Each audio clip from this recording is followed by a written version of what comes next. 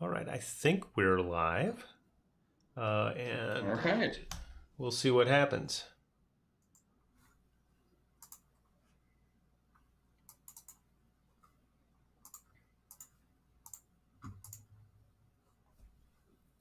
Let me put this up here while I'm thinking about it.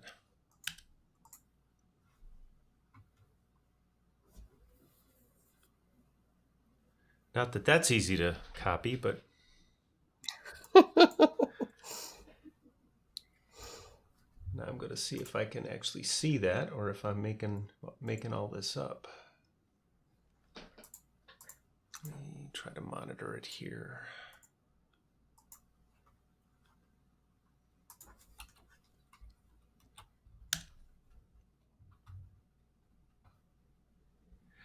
Yeah, it looks like we're live. So I apologize for all the fun stuff. All right. Well, for those of you who can actually watch this, which is hardly any of you, welcome. We have Sara Lippett and BJ Leroy with us today, and we're going to talk volleyball for about a half hour, 45 minutes or so. Apologize for the technical difficulties, learning curve stuff, but I'm going to have BJ and Sara chat a little bit while I post this out to Facebook, and we can go from there. Yeah, awesome. Sounds great. Sarah uh, and and I met through obviously our Facebook group, volleyball coaches and trainers. I had the good fortune of working with Sarah in Albuquerque. No, in Yeah. in Albuquerque, hmm with Tony Manzanares at Toby. Toby. um, at Rio Rancho High School, and we all went down there for a weekend, and worked there and met Toby's family and had a great time. And then Sara is also a USA Volleyball Cap 3 person. I reviewed her proposal for Cap, and then she has a podcast, Dig and Swing, which I've been lucky enough to also be on. And her emphasis is mostly in youth, which I'll let her talk about, um, and let her introduce herself before I start asking questions. So welcome, Sara. I'm so excited. I'm on the other side of things now, so that's usually a little terrifying, but yeah, my podcast is a little bit on hold right now. I got a lot going on with schoolwork, you know, important things like school, and a promotion hopefully. So things are on hold right now, but it's still really valuable content, and I'm hoping I can get back to it pretty soon. But yeah, so I started that podcast for Cap 3. I think I was probably one of the last people to get a Cap 3 certified, uh, to get certified, because I think about a week after I got approved, they shut down USA Education, which makes me very sad. So, but yeah, so my roots are back in Chicago. I grew up on the south side of Chicago, played club volleyball for this little club called Southside Volleyball Club. And my volleyball coach, was very knowledgeable, but very, very tough. I mean, we were beating Spry's like fours team, which makes me really happy and pretty proud for this little rinky-dink Southside team, practicing out of Bogan High School. So did a little bit of that, and then I've been coaching club pretty much after out of college.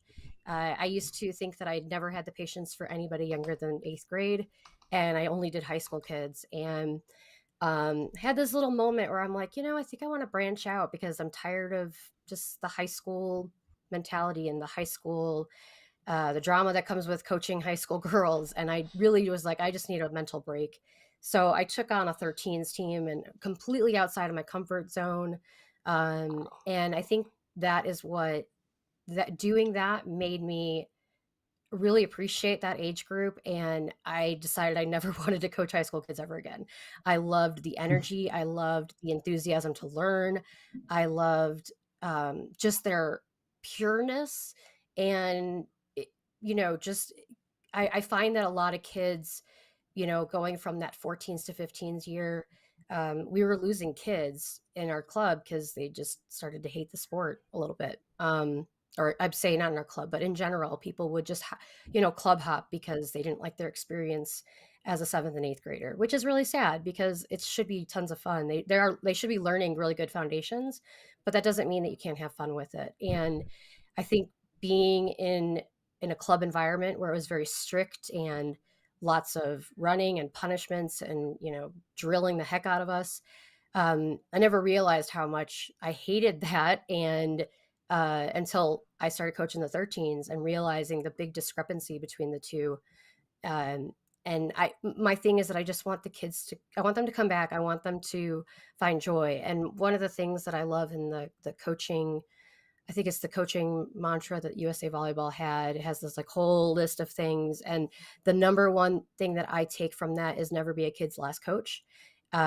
Especially at my age group that I coach. That is probably my number one goal, is to make sure that even if they don't come back to my club or they don't come back to me, that they still continue to play. And I think almost everybody I've coached has come back, which is just awesome. And it means a lot. I've been focusing strictly on seventh and eighth graders right now, which I love. Um, I've also been doing some little, even younger kids. We started getting some 10-year-olds and 8-year-olds and some of the stuff I've been running, which has been even more of a challenge because, wow, that is way harder than even the seventh and eighth graders.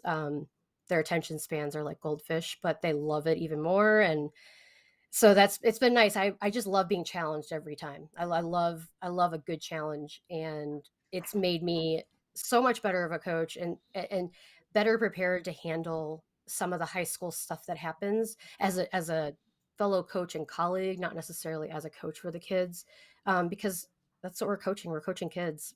They got tons of volleyball left in them, and I always tell them that they have, there's a master's level 70 and over for USA Volleyball Adult Open. So there's always, you are going to play the sport for as long as you want to.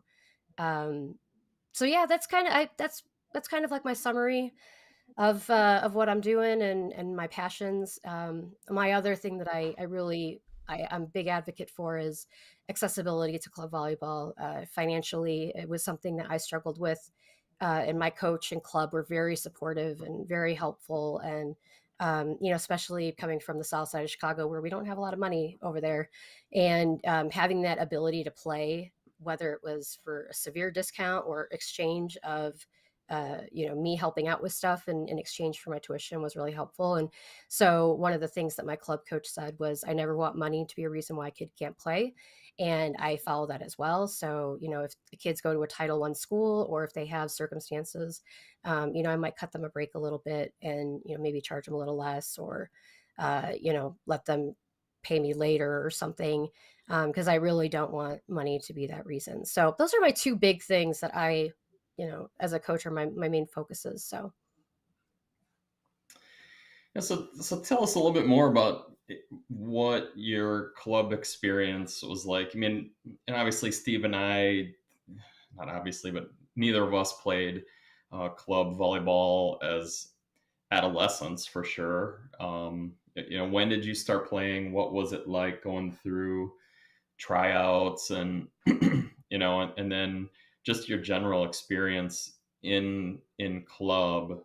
Um, I know you've said you loved volleyball, didn't love uh, how things were going. So just describe what that was kind of like for you. I think this is the perfect precursor to you coach the way you were coached, because I used to coach like I was coached. So I started club volleyball, in the Midwest, people start club really young. Um, I was introduced to the sport. I started playing when I was in the fourth grade, and one of my friends said, "Hey, I'm playing in this club thing." And I think I was in the sixth grade. And I'm like, okay, and not realizing that there's a cost to it and all that other stuff. I'd say probably my experience, compared to how tryouts are now at a larger club, ours were pretty, we didn't really make cuts because we wanted kids to play. they made enough teams that we could have as coaches. I think maybe we had like 4 or 5 teams across all the different age groups. So the tryout process was more just, okay, which team are you on? A ones team or a twos team? And it's not as nerve wracking. I did go to another club tryout as well at the same time because my friend wanted to play for Lions Volleyball Club.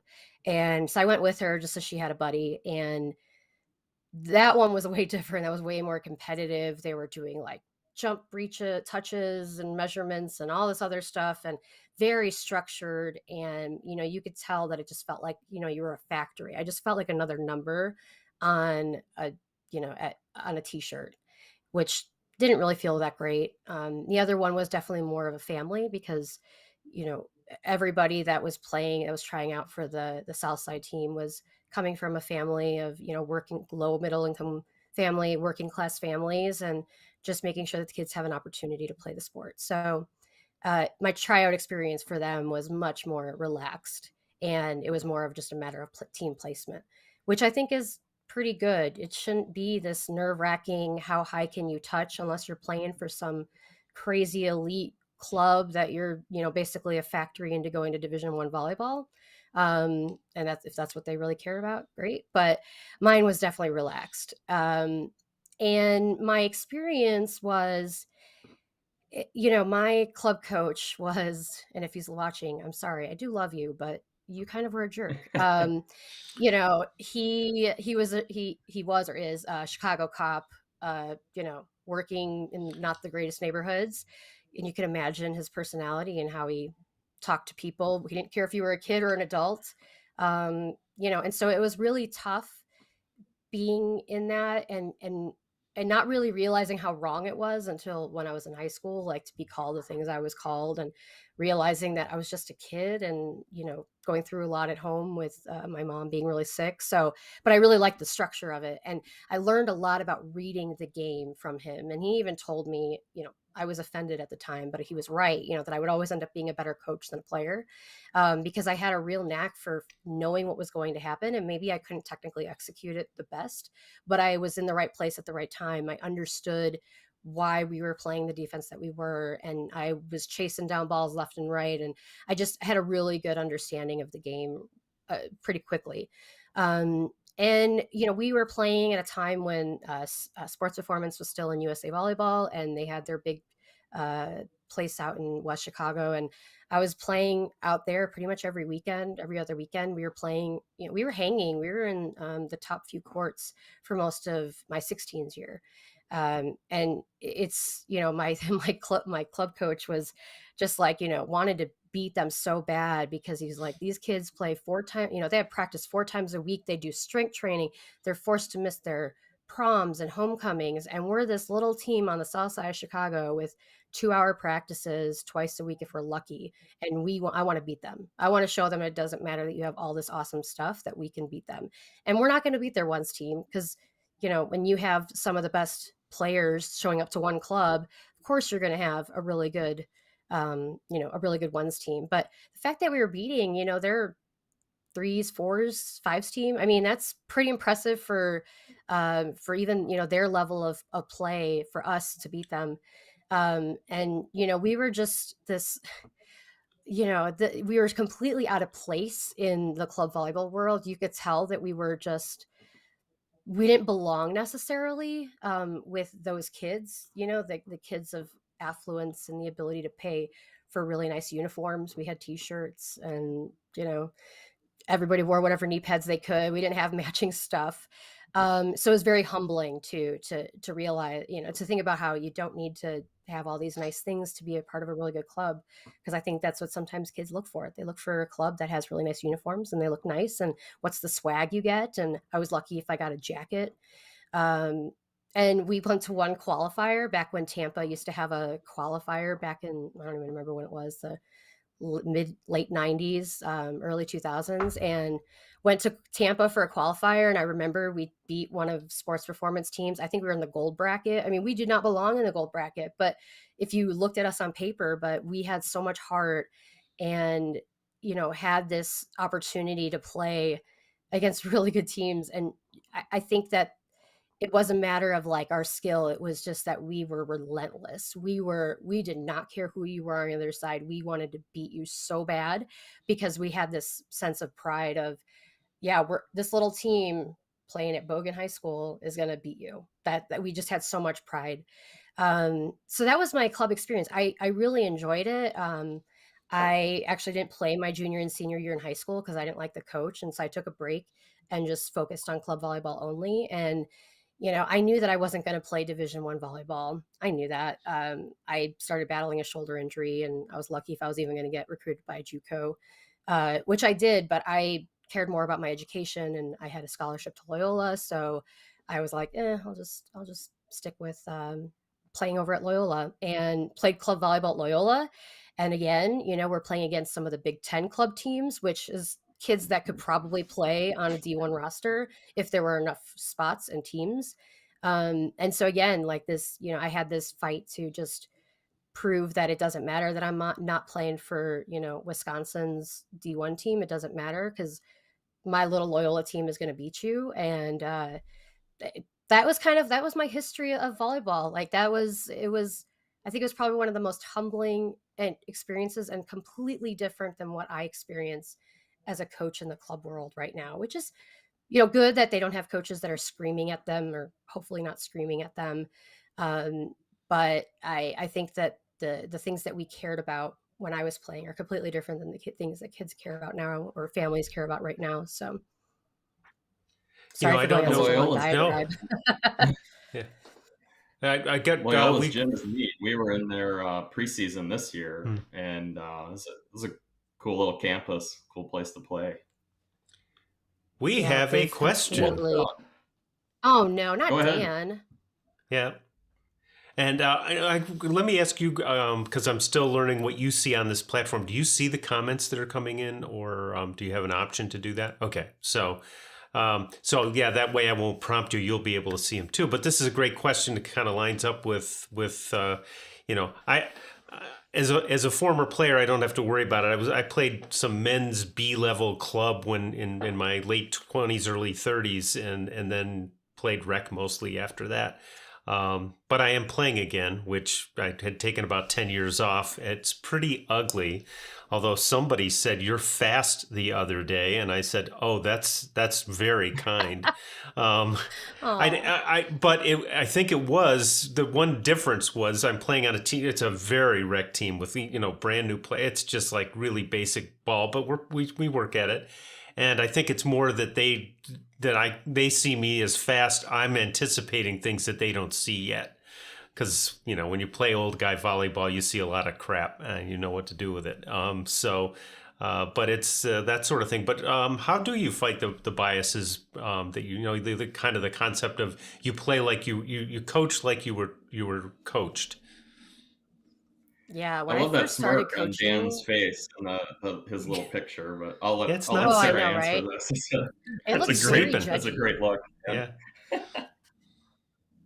I know for me, I didn't know any different, especially, playing for one club my entire life and having the coach that I had. I just assumed that's how you coach. I had no idea.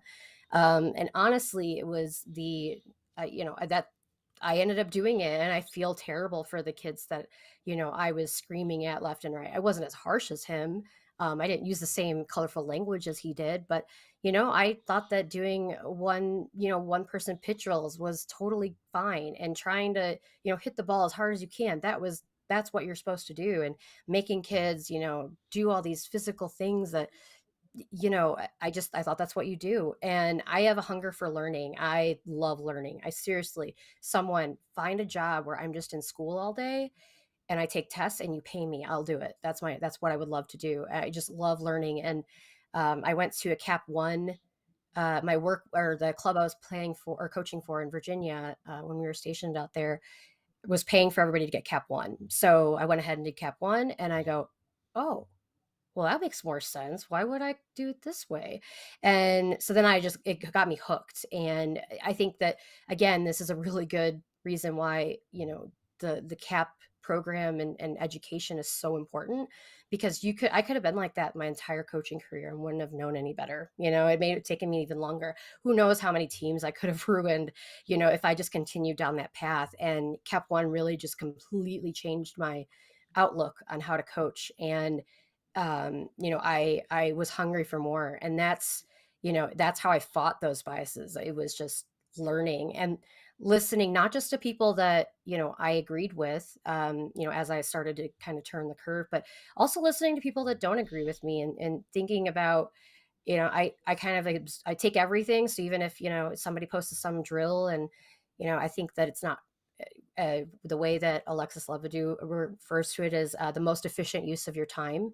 Maybe part of that drill is a good idea of a spin on another drill. And so I listen to these things. I take the things that I think are applicable, or maybe a different spin on it, and then just apply it to my stuff. So, I think that the education part is really what completely flipped my bias. And now I'm just, I'm all about making sure that kids love the game, because when kids are happy on the court and feel good and confident, they play better. So you don't have as many meltdowns. And that was one of the reasons why I hated coaching for a while, was I hated all of the kids just having these mental breakdowns on the court. I'm like, what is going on? I don't understand. I didn't realize I was part of the problem, aside from their own, pressures at home to excel. So, it was, I wish, again, I wish that they had that education piece still, but now I just do it on the Facebook group, or I help out a fellow coach, and give them some feedback and some ideas for drills, or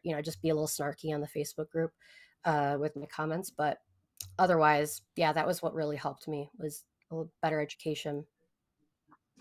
Do you remember who your teachers were at that first Cap One that you took? I had Cecile. That was my number one. I remember. I don't remember if John was there, John Kessel, but I know for a fact Cecile was there. And when I saw her at Cap 3, because I think she was also at Cap 2, I did that one in Seattle.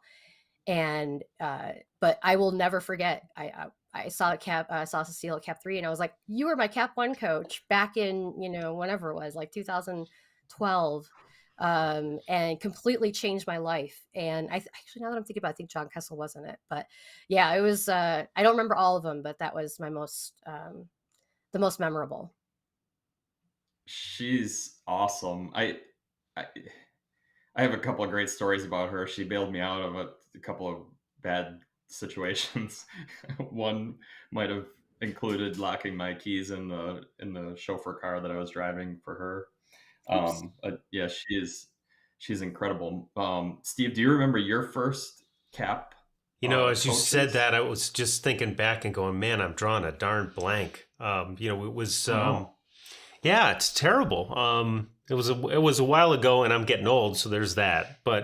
Okay. But my memory for people is really terrible. That's one of the things. I have a little app on my phone. When I start my year with my kids, I take a picture of them. We have this little attendance app that a teacher designed. It's great. And I just use that to work on names and faces and that. And for something that's just a limitation. So I've developed some coping skills. I remember it was at A5 down in Atlanta. And that was, I think it was before no, I'm trying to think.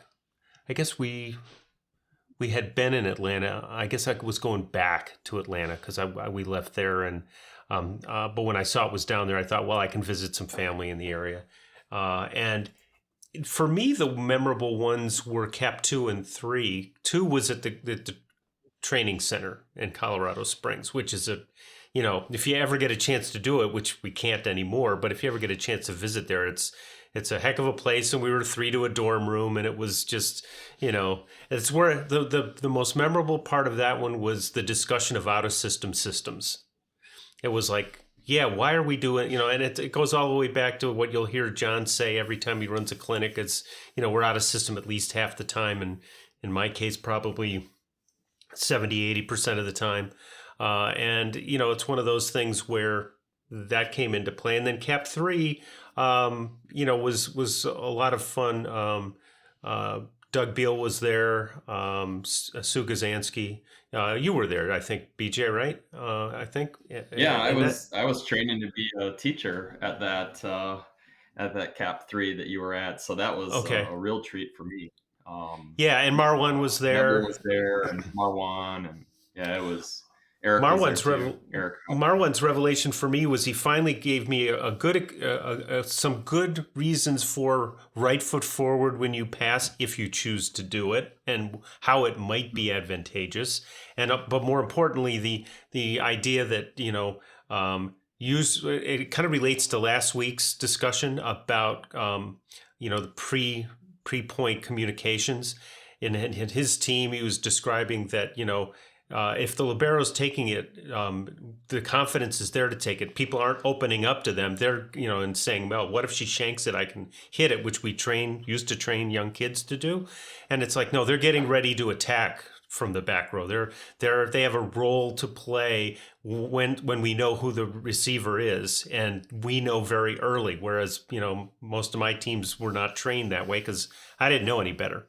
And it's that kind of thing. So the constant learning is really important. And for me, the latest learning came this week. I'm trying to build a sport at a Title I school where volleyball is not on the boys' side is not a very well accepted sport. You get a lot of volleyball. I'm not playing that game, kind of stuff. But we're getting there. And I went to sign people up. I had an after school, and I figured I might get 10, 20 people. I got like 7 or 8, and we're working with it. But last minute I threw in an ancient volleyball that I had, and so the guys came over, a couple of guys from the existing team, and they grabbed a couple of friends, and they got them signed in, and then the 8 of them went off and played with the volleyball for half an hour while I sat there hoping I'd get 1 or 2 more kids, and it was like, yeah, you gotta let them play. You gotta, a better recruiting tool would be for me to go there at lunchtime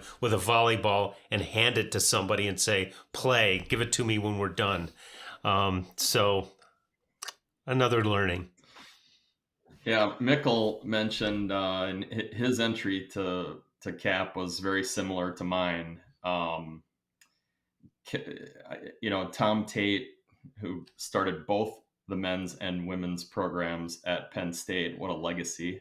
Stu Sherman from Graceland College, had a bunch of great camps and clinics there for coaches. And then I just met or spoke with Steph Schluter, who was the coach at Minnesota at the time that I first took CAP. And then where I really got my eyes opened, it was that weekend, or maybe it was shortly thereafter, just like Dan, Kessel came in, and we, for about 4 hours, just went through the impact manual, and he described how to teach impact. And I just was blown away. I still actually have that manual. I didn't have one, so he gave me his, and I've hung on to it. Of course, we've been friends for some time now. And that was the reason I asked that question, was just because those first couple of teachers that open you up to those types of ideas are really memorable. And I think that sort of leans into Dan's question, Steve, that you were putting up about that toxic type of dictator role of the coach, and being the boss of the gym and being in control of every drill. Sara, talk about your transition from getting out of that style into into a more player centered style. Because I mean, I remember exactly what happened. I was crying to Kessel about it all the time. But let's hear your transition. I think I was doing a drill for the club that I was coaching for in Virginia, and it was probably around the CAP 1 time. And I remember, I think I looked at my practice plan, which I save all of my practice plans. I have every practice plan I've done since 2013. And I remember looking at my practice plan one day and just realizing how much of a waste of time this is. And I think it was a passing drill where I was like, okay, you got to pass 100 balls back and forth. Again, completely like nothing I would do right now. And it was a shift mid-season too, which was hard because I started change. It wasn't consistent with the kids. They were expecting, passing back and forth 100 times. And, the kids were used to the old way of doing things. And transitioning ended up being a lot more games. And it took a long time to get a buy-in from those kids to realize that this is way better. Even now as a coach, I saw Dan's comment about how you deal with having players realize that toxic coaching is not okay. I still battle that every day. And I think because I was one of those coaches, I've transitioned into much more player centered, as you said. I try to give the kids a different perspective of, that it doesn't have to be a bunch of screaming, and that you actually play better if if you think about all the struggles that you have and how unhappy you are on the court and how frustrated you are on the court with your teammates or, with your coach or just with yourself, that there's a reason for that and that it doesn't have to be that way. You're going to have frustrations with your teammates and, little tiffs here and there, but it doesn't have to be like that all the time. And that's been really tough to get through to kids and to parents more than less.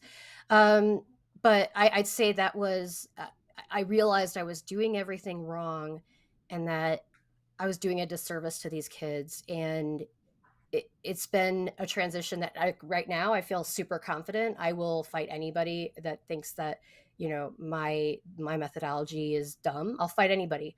But it's been shaky. It's tested my confidence as a coach, having to, get challenges from coaches that think that I'm not doing things the right way. Because everybody coaches, everybody has different philosophies, and a lot of them coach the way they were coached, and they think that their way is better. And I think I have been battling that ever since Cap 1. And each year I'm more and more confident because I have a really good retention rate. My kids do really well. And I have the wins and the retention to back it up. But it's still transitioning. I have those moments where I'm like, man, if I just did this one drill, I bet you I can fix it. And one of the things that there's this video that Karch cries at a ABCA coaching clinic, and it's on YouTube. And he said something that I actually put like a modified version on a t-shirt, and it said, he was talking about block training, and he goes, we could do this. I can bowl in easy balls all day to align, in this drill, and they're going to look good that day. But we're not in the gym to get better at training. We're in the gym to get better at competing. And, I remind myself that when I have those moments where I'm like, oh, maybe we just need to do some passing and work on this platform stuff. And I'm like, they're going to look good right now, but next week when we do the same thing, it's not going to show up. So that transition, that's been still every day. Every time I'm coaching in the gym, I have those moments. They're just getting shorter and shorter, and my confidence is getting bigger and bigger. So, I've found specificity still rules the day, huh? Yep. Specificity is the thing for sure. Sorry, I find that I spent my first decade, more or less, coaching in, I'll call it spry light, and in that kind of, our practices. Our club director said, "Here's the first 90 minutes of your 2-hour practice. The last half hour you can play with stuff if you like," and it was frustrating, but there were elements. I look back and go, we actually developed some very good setters, as an example, because there was lots and lots of repetition, lots of footwork work in that. Now, could they have learned better? Well, subsequent learning from me through CAP training and working with Mike for years and all that, yes, for sure. But there are times where I go, okay, I need like 10 minutes or maybe 5 minutes of them working on the basics of the skill, like just looking at, okay, here's what putting is like in golf. You want to draw it back kind of square. You want that at that contact point. You want you want the putter to be square to the ball. You want some of that basics, and then let them go do it. And in the past, I would have drilled it for a half an hour.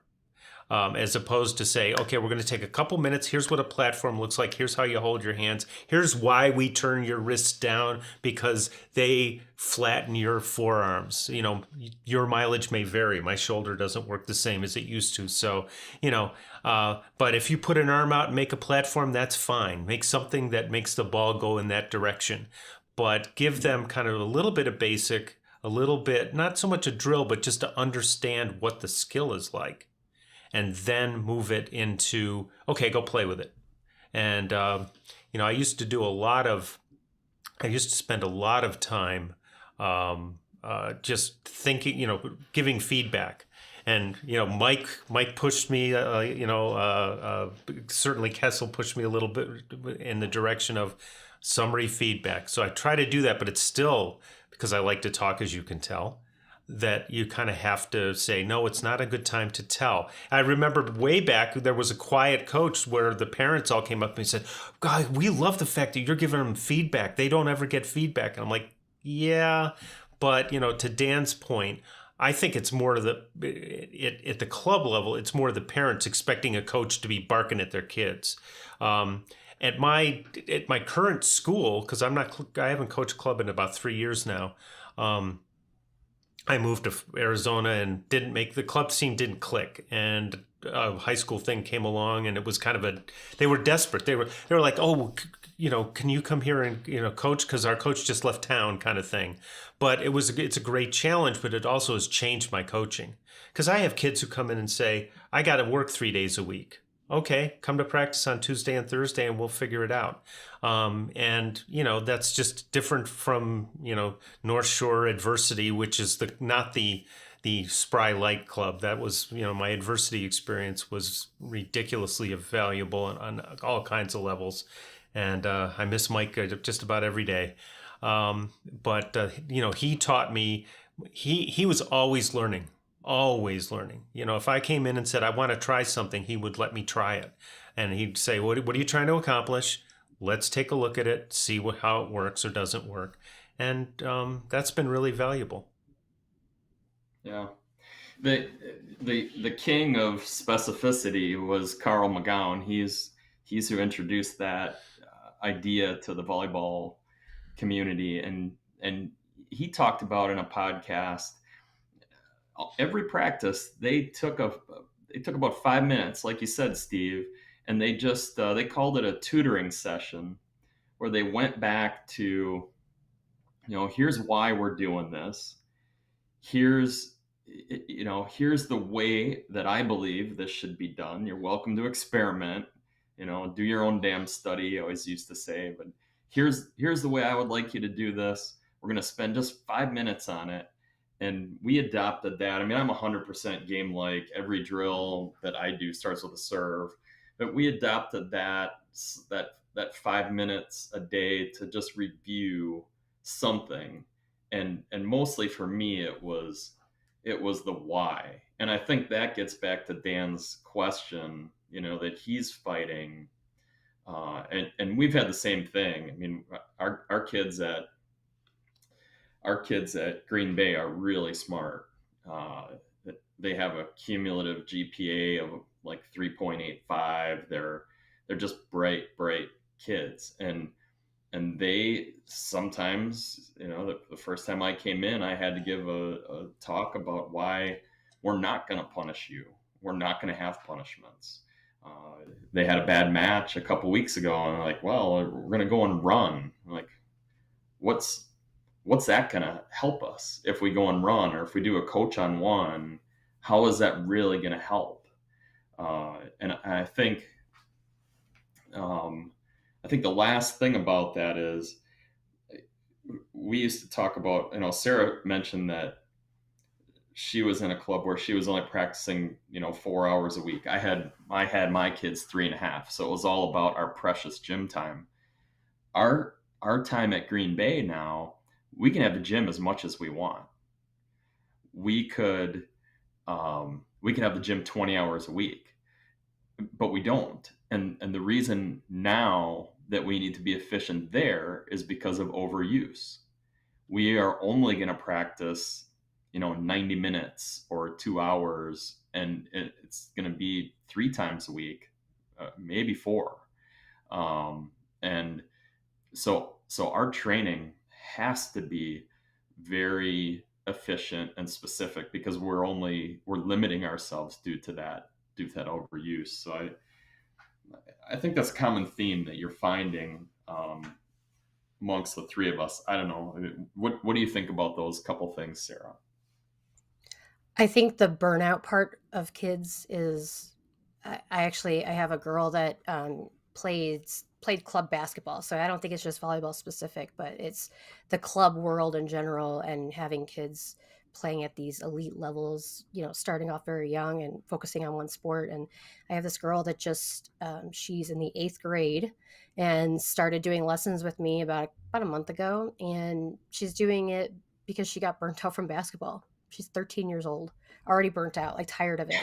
And that's something that I see a lot with the high school age kids that I coach is they're tired. They're playing year-round volleyball, and you know, they are getting that, we got to do this, and we have to do all this strength training, and we have to, be in the gym all the time, and we have to be practicing all the time, and, just constantly trying to play at this high level where they forget that the sport is actually supposed to be fun. And I wish I try to remind them of that, there was this one time I was talking to a girl that was getting frustrated at a lesson that I had. And I said, I just want you to remember that this is literally the most competitive game of keep the balloon off the floor.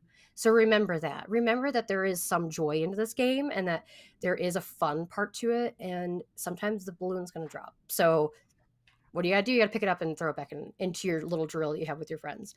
I've seen an incredible amount of just burnout, and that makes those kids very, like Dan was saying, there's this polarizing part where they even become polarizing on the court, and their parents become polarizing out in the benches, out in the bleachers, talking about how their kids should be playing more, or their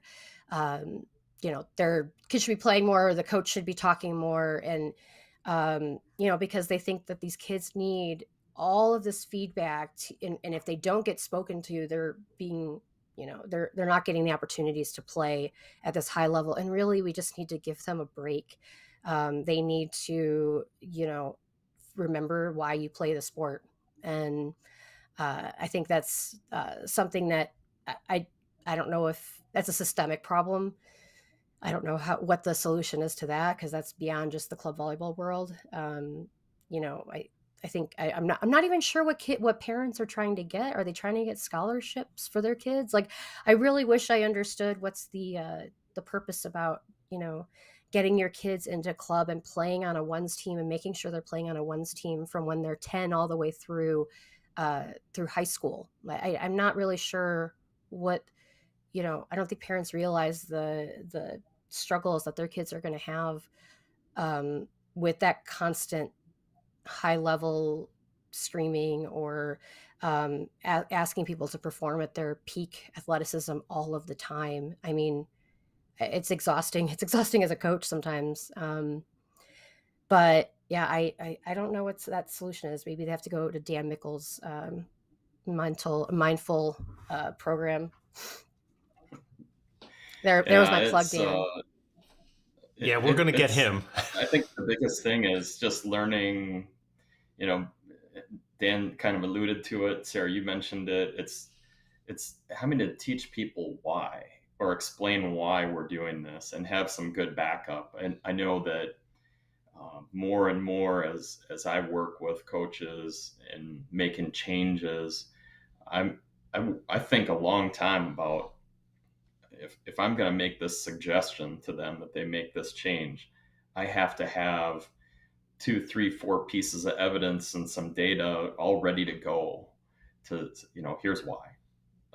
This is why it'd be better, or this is why I might ask you to experiment with doing this thing instead. And it's I think the hardest part of what we're talking about, and Sarah, you mentioned it. I think Steve, you kind of did too. The In those drills, you can see an improvement quickly, and when you play, you don't see the improvements. It's really hard to see the improvements, but those drilled improvements don't often stick.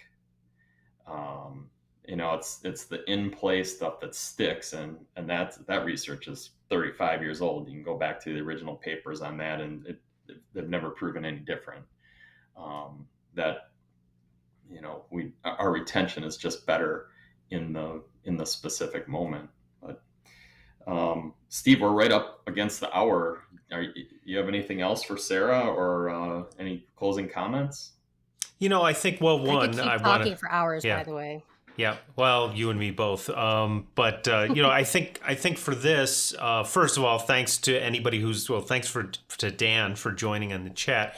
We're still working out how to make this all work. I do think while we were on there, I think I figured out why some of the problems occurred, but I don't have them all kind of figured out. So, but when you're playing with it's like you got this powerful set of tools that sometimes it takes a little learning curve. I think that it's funny, you run into different coaches. You mentioned it, BJ, how to be an assistant. If you have the chance to be an assistant, try it. It's not easy. And it really, but it's a good experience in figuring out. One, it helps you figure out what you think about how to coach, but it also teaches you how to be in service to somebody else. And so I think that's a good experience. And then the last thing for me, and I detected a little bit of Ted Lasso early on with the goldfish, Sara. And I was thinking about it. I got up this morning. It's early for Sara and me. Well, not that early, but it's the morning. And I was headed out to McDonald's to grab some breakfast, and driving back and forth, and realized I had been so caught up in the last few weeks with all kind of negative things, and I was like, I gotta be thinking of more like Danny Rojas. I mean, I want to. How do we bring mucho joy to the game or to what we do? And Sara, you were saying you're getting ready for the club season and kind of not. Find the joy. I don't know how you do that, but I'm going to try to do that for the rest of today and see how that works out. But I think when the kids find the joy, it's like when they were playing with the ball the other day. A couple new guys joined in, and I'm watching them going, yeah, shoot, that kid's got some skills for a kid who hasn't played before. And it's kind of like, oh yeah. And the last thing associated with that is I try to tell my kids we're looking for the gifts in the room. I'm borrowing this from another group I belong to, but every kid brings gifts. So how do you tap into those gifts, and how do you get them to realize they have those gifts? And I'd like to say I do that well. I don't, but it's something I think about when I'm working with my kids. I love that. Love that. That was a good one. Trying to find the gifts of the kids. I like that. I'm gonna steal that one. Yep. Yeah, it's a cool thought. What about you, BJ? Sara, finishing up? It's gonna be okay. The club season's gonna go fine. This past summer, I've brought in. I've been doing summer camps since June, and then I did fall camps, and I have found my selfish goal was to try to get kids started much younger than we do out in Arizona, because I find in the Midwest we start much younger. And so, I've found some 8th graders and 10th graders, or not, sorry, 8-year-olds and 10-year-olds that want to play club volleyball. And that has brought me so much joy. I think I'm bringing over like 6 10-year-olds to tryouts. And that's the part I keep reminding myself is like, these kids, they're 10 years old. They're ready to play club. It's a new landscape. It's a new day. And, we're still going to have parents. That's not going to change. We're going to have parents that are going to argue or disagree with us. But I focus on just making sure that I make the most enjoyable season for them. So I just got to get into it's a different mindset when you're running camps and stuff on your own. And then going into the club world. So thinking about the gifts that I'm bringing over to the club with all these kids, and you know, I'm ready. Just I'm not ready for my weeknights to go away, but I'm ready. Gotcha. It's gonna be a great year. The baggy, that's the baggy spandex and loose knee pads age, right? 10s. Oh yeah. Yeah, I knew my boys were progressing when last year they all asked me to get new uniforms with sleeves, and they all came back the other day and they were like, "Can we get tank tops?" And I'm like, "No, we just spent our budget on, you know." And they were like, "Oh man!" And I'm like, "Look, we get new uniforms every 4 years. That's what you're living with. Next time around, you know." Said, "I know you've grown a year, you've hit the weight room, and you look great now, and you want to show off, but sorry, you're wearing sleeves." Way it goes. Yeah. That Well, was a thank great you. discussion, you guys. Thanks. Yeah, we're going to keep doing this, and I'm going to get better at it as we go along. But thanks for joining us, Sarah. And we do need to connect at some point in time since we're not that far apart. Yep. I'm up there like every weekend, you know, starting in club season. So we'll have to touch base. Okay, terrific. Well, thanks to anyone who's viewing this, and we'll be back hopefully next week. BJ will talk about scheduling, but we'll see you later. Yep. See you guys. Thank you. Bye.